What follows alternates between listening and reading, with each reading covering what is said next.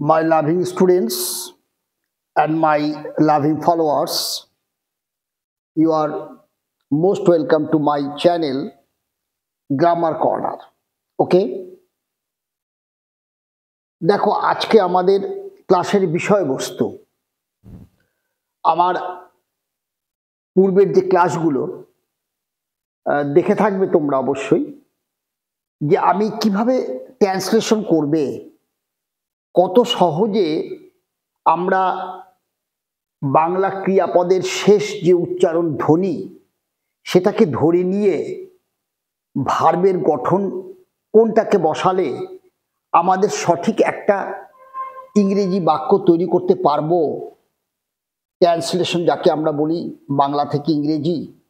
আমরা যখনই কিছু লিখতে যাব, কথা বলতে যাব, আমাদের মাতৃভাষায় বাংলা ভাষায় মাথায় আসবে বাক্যটি, তাকে কিভাবে কত সহজে আমরা সেটাকে ট্রান্সলেট করব। ঠিক আছে, আমার আগের যে ক্লাসগুলো আছে সেখানটায় দেখবে গ্রামার নিয়ে অনেক কিছু আলোচনা হয়েছে, আলোচনা চলছে, কিন্তু তার সাথে সাথে আমাদের যে মূল উদ্দেশ্য যে আমরা ইংরেজি বাক্য লেখা শিখব, ইংরেজি বাক্যতে কথা বলতে শিখব, কত সহজে সেই জিনিসগুলো করা যাবে তার জন্যই আমি একটা বিশেষ প্যাটার্ন তৈরি করেছি, যে তোমাদেরকে আমি কত সহজে বিষয়গুলোকে ধরিয়ে দিতে পারবো এবং তোমাদের ভিতরে একটা আত্মবিশ্বাস তৈরি হয়ে যাবে। তাহলে দেখো একটা বিষয়, এই যে দেখো আমি কি লিখেছি, যে বাংলা ক্রিয়াপদের শেষ ধ্বনি বা উচ্চারণ অনুযায়ী ইংলিশ ভার্বের ব্যবহার ও সেন্টেন্স গঠন। ক্লিয়ার? তাহলে এই যে আমি লিখলাম, এই যে স্টেটমেন্টটা আমি লিখলাম, হেডিংটা দিলাম, সেখানে আমি কি বলতে চেয়েছি, আমরা যখন বাংলায় একটা বাক্য সাজাই, সেই বাক্যটার মধ্যে যে শব্দটা কোনো কাজ ইঙ্গিত করে, যাকে আমরা ক্রিয়াপদ বলি, সেই ক্রিয়াপদের শেষ ধ্বনি। দেখো সেই শেষ ধ্বনি ক্রিয়াপদের যে শেষ উচ্চারণ, আমি অলরেডি এই উচ্চারণগুলোকে দিয়ে বাক্য তৈরি করা তোমাদেরকে আগের দুটি ক্লাসে আমি কমপ্লিট করে দিয়েছি।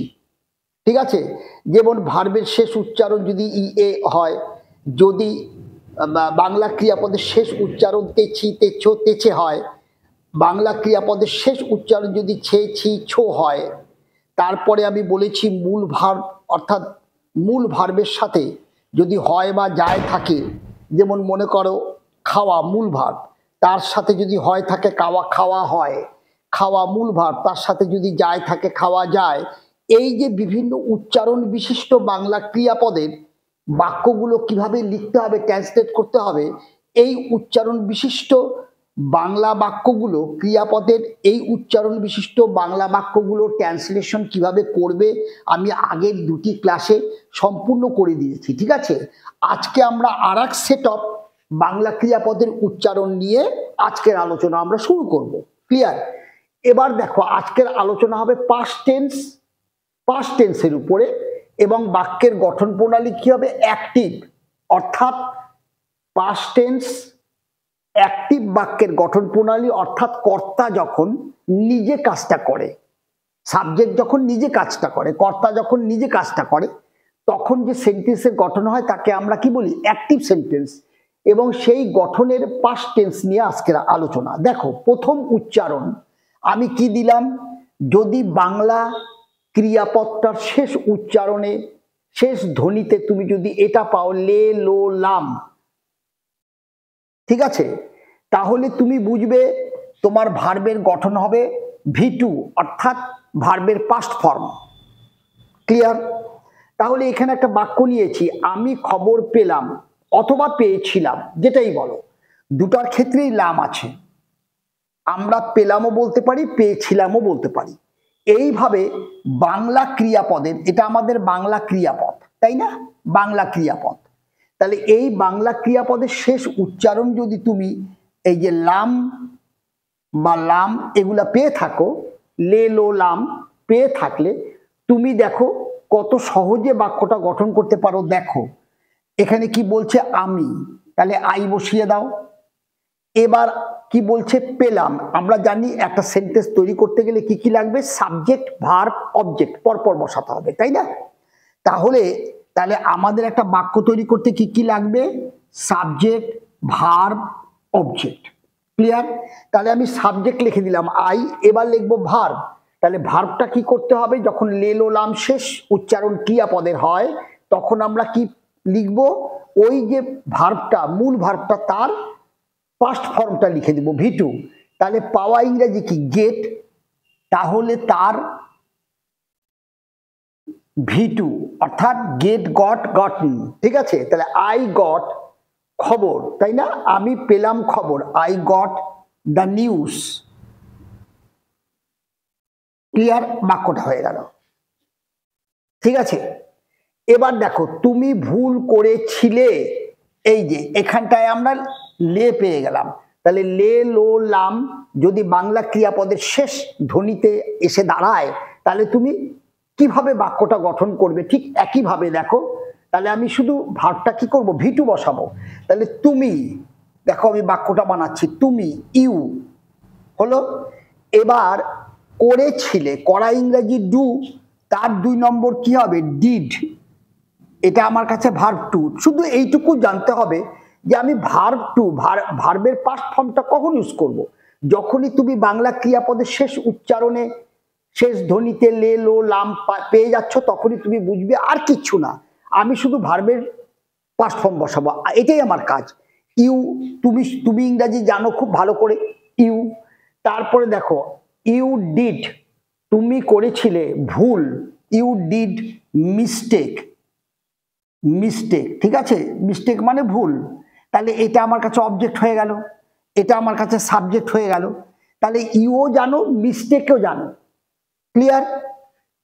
তাহলে মিস্টেক, তাহলে তোমরা মিস্টেকও জানো আর ইও জানো। শুধু তোমাকে ভার্বের গঠনটা বসানোটা যদি উচ্চারণ অনুযায়ী শিখে ফেলতে পারো, খুব সহজ লাগবে তোমাদের ট্রান্সলেশন করতে বা ইংরেজিতে কথা বলতে। ক্লিয়ার? তাহলে ইউ ডিড মিস্টেক। এবার দেখো এটা আমাদের চলে গেল 1 নম্বরের আলোচনা, চলে গেল যখন বাংলা ক্রিয়াপদের শেষ উচ্চারণ লে লো লাম হবে। এবার চলে আসো মূল ক্রিয়ার ধ্বনি। আমাদের বাংলা ক্রিয়াপদের ধ্বনির সাথে যদি তুমি তে ছিল, তে ছিলা, তে ছিলিতে যদি ধ্বনিটা শেষ হয়, যেমন মনে করো তুমি ফুল তুলিতে ছিলে, ছেলেরা মাঠে খেলিতে ছিল, যদি এইভাবে শেষ উচ্চারণ তুমি তে ছিল, তে ছিলা, তে ছিলে পেয়ে যাও, তখন তোমার ভার্বের গঠনটা কি হবে, ওয়াস অবলিক ওয়্যার আর ভি1 এর সাথে আইএনজি যোগ। শুধু উচ্চারণ অনুযায়ী তুমি যদি ভার্বের গঠনটাকে মুখস্থ করে ফেলো, সাবজেক্ট আর অবজেক্ট তোমার কাছে কোনো বিষয় না, ওটা অটোমেটিক্যালি চলে আসবে। ক্লিয়ার? তাহলে আমি একটা বাক্য নিলাম, তারা কাজ করিতেছিল, তাহলে আমরা একে ট্রান্সলেশন করি, তারা ইংরেজি কি আছে, দে। এটা তোমরাও জানো, কোনো সমস্যা নাই, এটা জানার জন্য আমাদেরকে অনেক কিছু ভাবতে হবে না। তারা ইংরেজি দে। তাহলে দে এর সাথে এখন আমাদের সাবজেক্ট বসে গেছে, এবার আমার ভার্ব বসবে। দেখো তাহলে ভার্বের গঠন এটা, এন্টায়ারটা তোমার ভার্বের গঠন। ক্লিয়ার? তাহলে দের সাথে ওয়াজ হবে না ওয়্যার হবে, আমরা জানি দে প্লুরাল, তাই ওয়্যার হবে। ক্লিয়ার? ওয়্যার। এবার বলছে কাজ করা, এই কাজ করাটা হচ্ছে মূল ক্রিয়াপদ, তার সাথে তুমি কি পেলা, তে ছিল।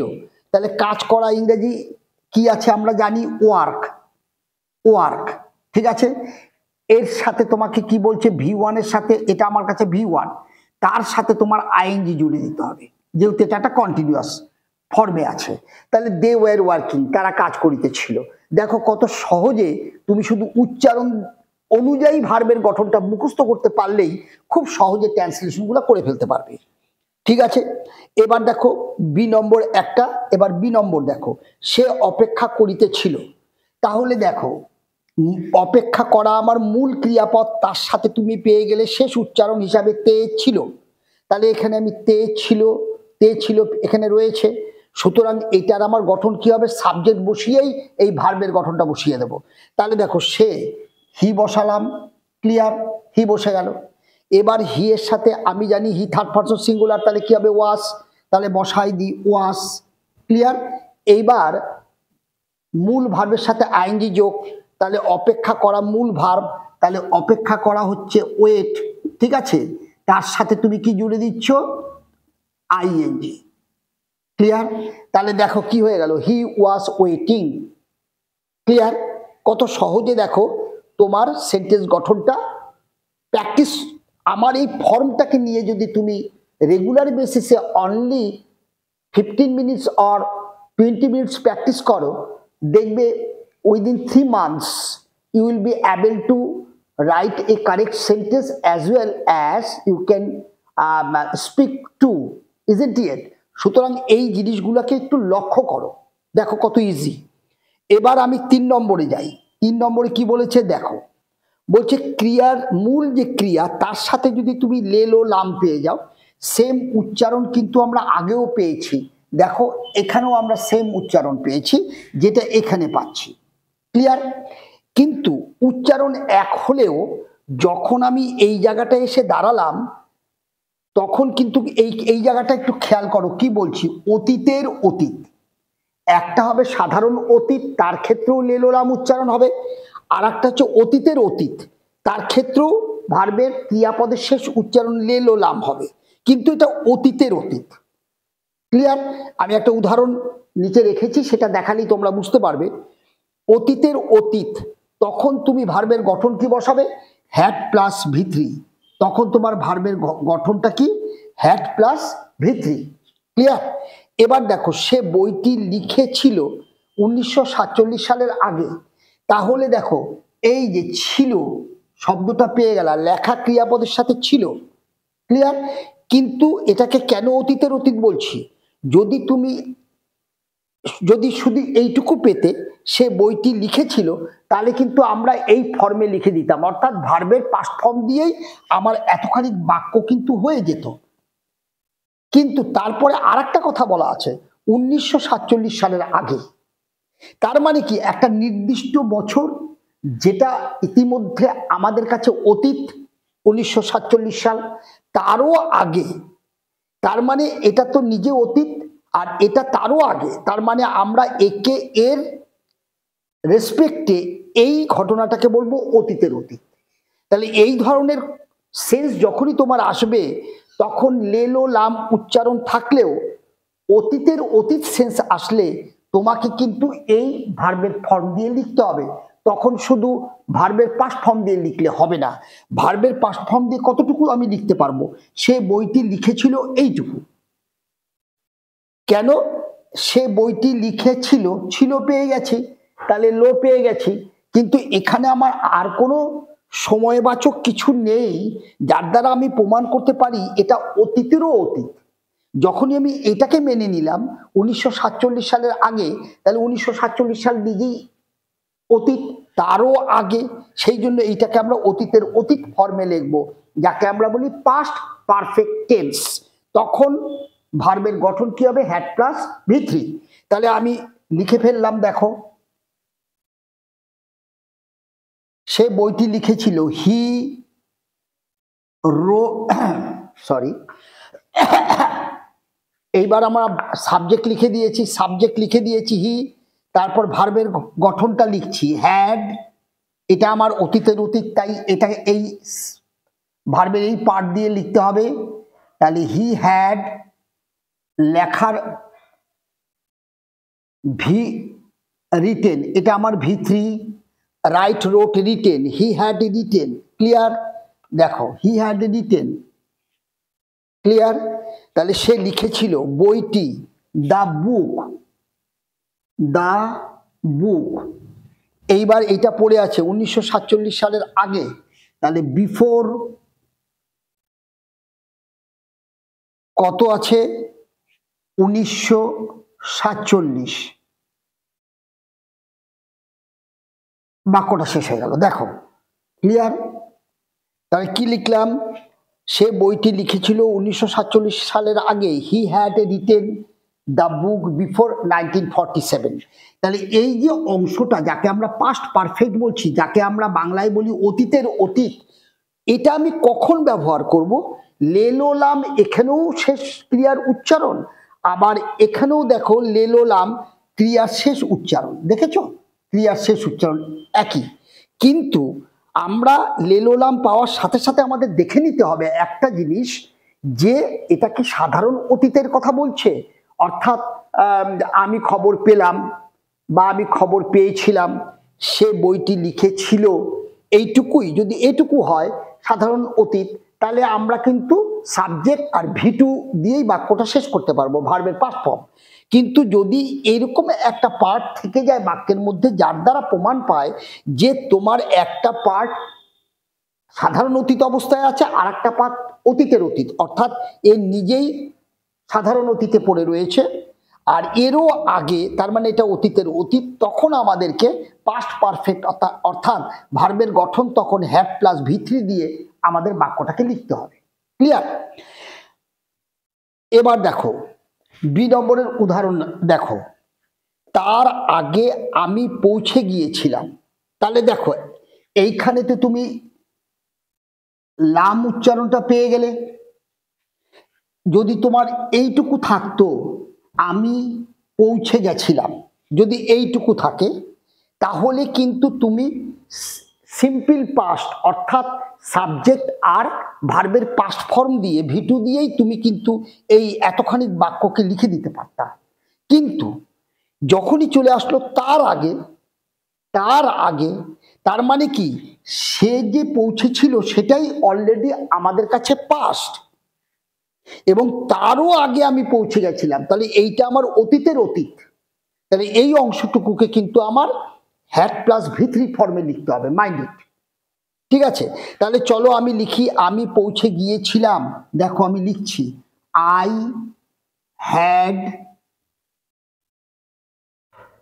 হ্যাড রিচড, এটা আমার V3, তাই না? তাহলে এটা আমার ভার্বের ফর্ম, এটা আমার ভার্বের ফর্ম হয়ে গেল।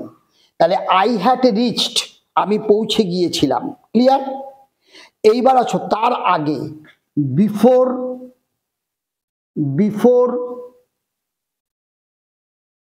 হিম, তার আগে।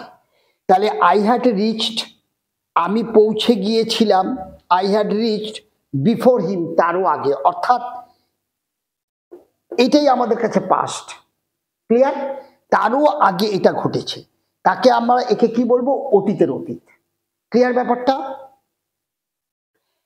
তাহলে এবার দেখো এটাকে আমি এই যে অংশটা, এটাকে আমি কিন্তু প্রিপোজিশন প্লাস নাউনে রেখেছি, ফ্রেজ আকারে রেখেছি। তুমি যদি এই অংশটাকে ক্লজ আকারে রাখতে চাও, তাহলে কি গিয়ে দাঁড়াচ্ছে দেখো, মনে করো ক্লজ আকারে রাখবো, অর্থাৎ আমি এইখানটায় এই যে তার আগে, অর্থাৎ সে পৌঁছেছিল, অলসো সে পৌঁছেছিল, তারও আগে আমি পৌঁছেছিলাম, বাক্যের গঠনটা এই রকম, সে পৌঁছেছিল, আমি পৌঁছে গিয়েছিলাম তারও আগে। ঠিক আছে, এই যে আগে শব্দটা যেহেতু আছে, তাহলে আগে তো বিফোর লিখেই দিলাম।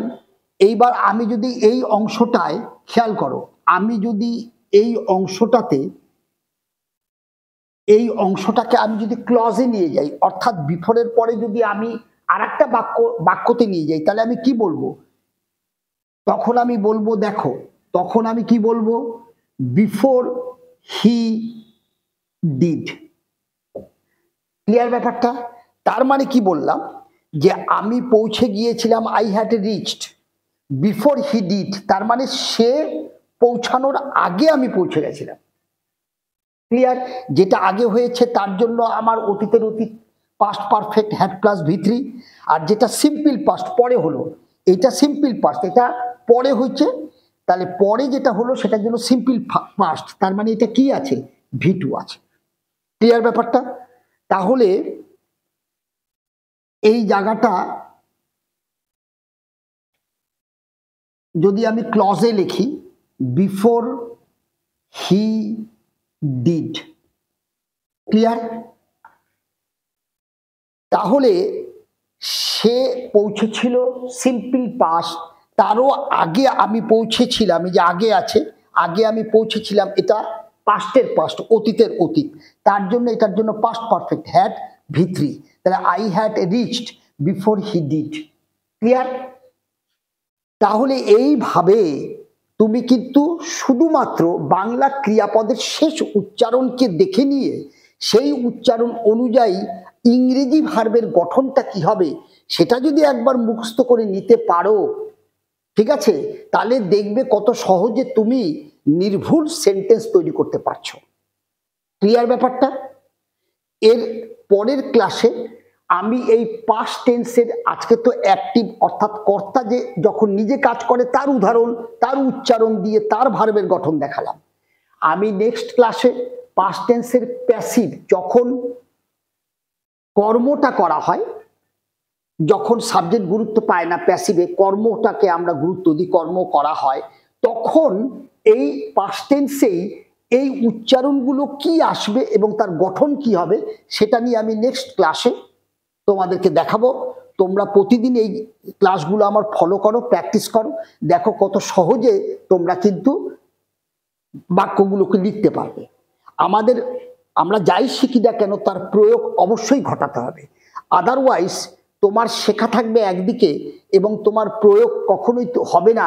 তুমি কিন্তু যে উদ্দেশ্য নিয়ে একটা ভাষা শিখতে যাচ্ছি, যে আমি ভাষাটা বলবো লিখবো, সেটা কিন্তু পৌঁছাতে তোমাদের অনেক দেরি হবে। ক্লিয়ার? ফলে এই ধরনের প্র্যাকটিসগুলো আমাদের র্যান্ডম বেসিসে করে যেতে হবে। আশা করি আজকের ক্লাসটা তোমরা বুঝতে পেরেছো, ঠিক আছে? ক্লাসটা যদি তোমাদের হেল্প করে অবশ্যই লাইক করবে, অবশ্যই শেয়ার করবে, কারণ তোমাদের মতো আরো অনেক ছাত্রছাত্রী তারা যাতে আমার এই ক্লাসগুলো থেকে বেনিফিট আর্ন করে। ক্লিয়ার ব্যাপারটা? আচ্ছা, আর so today here I like to end my class, isn't it? And next class you follow, okay? I'll be there with a lot of other things. Thank you. Have a good day.